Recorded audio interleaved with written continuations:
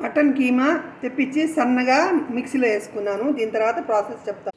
కీమా మిక్సీకి వేసి రెడీ చేసుకున్నాను. దీంట్లో ఉప్పు, కారం, ఉల్లిపాయలు అన్నీ వేద్దాము. కీమా బాల్స్ కోసం ఇవన్నీ వేయాలి. వెల్లుల్లి, దీంట్లో గరం మసాలా ఉంది, పచ్చిమిరపకాయలు, కొత్తిమీర, ఉల్లిపాయలు, కారం, ధనియాలు, జీలకర్ర, ఉప్పు, పసుపు వేసి పిసుకుదాం.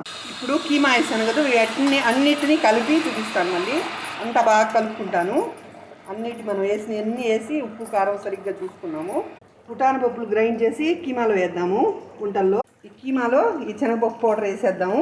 దాని తర్వాత ఉంటలు చేద్దాము. బాగా పిసుక్కోవాలి.